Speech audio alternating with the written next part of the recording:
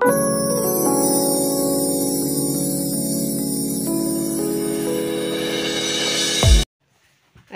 আলাইকুম, আপনারা সবাই কেমন আছেন? আশা করি যে যেখান থেকে আমার ভিডিওটা দেখছেন সবাই ভালো আছেন। তো আজকে আপনাদের মাঝে নিয়ে আসলাম একটা রেসিপি, সেটা হলো বারবিকিউ।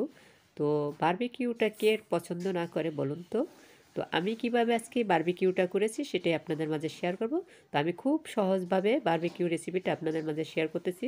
তো হঠাৎ করে আমার বাচ্চারা বারবিকিউ খেতে ছিল, তো আমার মাথায় আসলো যে আমি এভাবে আজকে বারবিকিউটা করে দিব, ঝামেলাবিহীন বারবিকিউ। তো দেখতে পাচ্ছেন এখানে আমি রান্না বান্নার পরে চুলায় অনেক আগুন ছিল। তো আমি আগে থেকে 1 ঘন্টা আগে আর কি, বাচ্চারা বলার পর 1 ঘন্টার এই চিকেনটা ম্যারিনেট করে রেখে দিয়েছিলাম।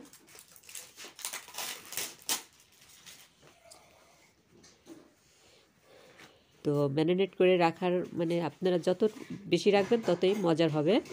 তো যাই হোক, আমি যে একটা নিয়েছি দেখুন, বারবিকিউর। তো এটাকে আমি তেল মাখিয়ে তারপর চুলায় রেখে দিয়েছিলাম। তো এটা গরম হওয়ার পরে আমি একে একে চিকেনগুলো দিয়ে দিচ্ছি। তো খুব সহজভাবে এভাবে বারবিকিউ করে নিতে পারেন আপনারা। তো মানে চলা দিয়ে রান্না করলে চুলাতে, গ্রামের চুলাগুলোতে এভাবে আগুন থাকে। তো এই আগুনের উপরে খুব সহজেই বারবিকিউ করে নিতে পারেন কোনো ঝামেলা ছাড়াই। তো দেখা যায় আপনার বারবিকিউ করার সময় অনেক হয় যে কয়লা জোগাড় করতে হয়, এটা করতে হয়, ওটা করতে হয়। তো আমার মাথায় আসলো যে বাচ্চারা যেহেতু খেতে চাইছে, তো এখনই আমি ওদের তৈরি করে দেব।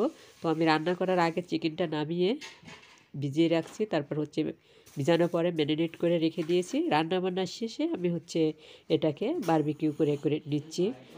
তো ভিডিওটা শুরু থেকে শেষ পর্যন্ত দেখবেন, ছোট্ট একটা ভিডিও। তো আমি কিভাবে খুব সহজেই বারবিকিউটা করেছি। তো আপনারা যারা গ্রামের বাড়িতে আছেন তারা এভাবে বাচ্চাদেরকে বারবিকিউটা করে দিতে পারেন যখন তখনই, কোনো সমস্যা নেই।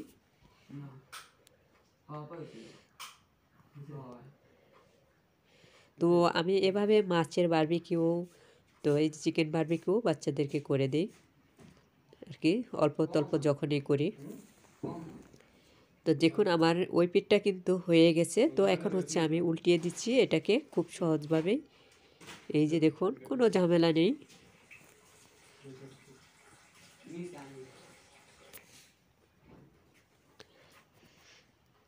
তো একে একে সবগুলো টুকরো আমি উল্টিয়ে নিব। তো এগুলো আমি বারবিকিউটা করে বাচ্চাদের সামনে দিয়েছি। বাচ্চারা তো টেরই পায়নি আমি কখন যে বারবিকিউটা করেছি।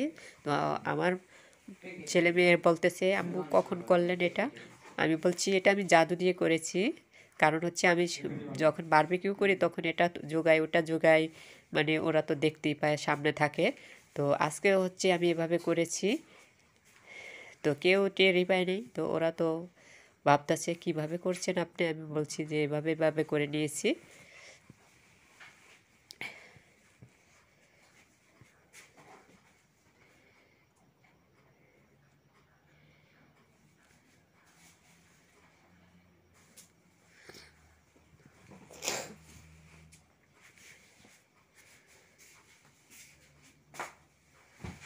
একদম দোকানের মতো হয়েছিল বারবিকিউটা, খুবই মজার হয়েছিল।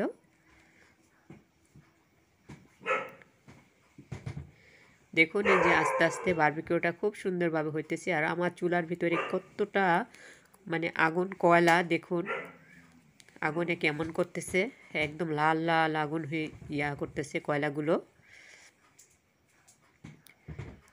আমি আবার একটু একটা দিয়ে মানে আগুনটাকে একটু ফু দিয়ে নিচ্ছি।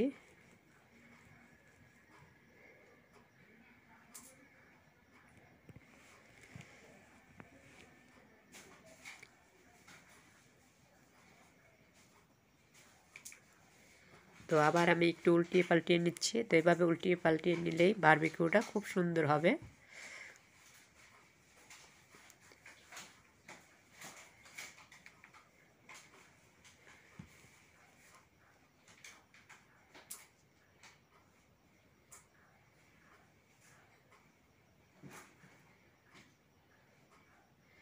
আস্তে আস্তে কিন্তু বারবিকিউর কালারটা খুব সুন্দর হইতেছে দেখুন।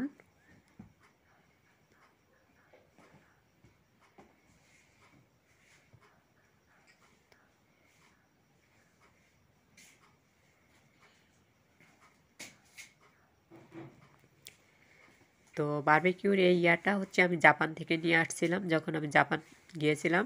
তো এটা আর কখনো মানে এভাবে আমি করি নেই। তো আজকে হচ্ছে আমি ভাবলাম যে এটা দিয়ে আমি চুলাই করে দিই ওদেরকে।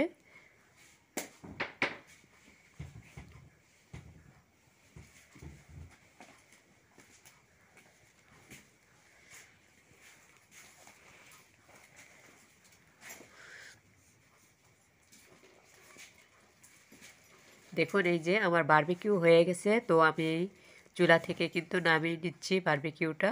খুব সুন্দর হয়েছে, অনেক সুন্দর ঘ্রাণ চলে আসছিল যখন আমি বারবিকিউটা করেছি, খুব সুন্দর ঘ্রাণ আসছিল।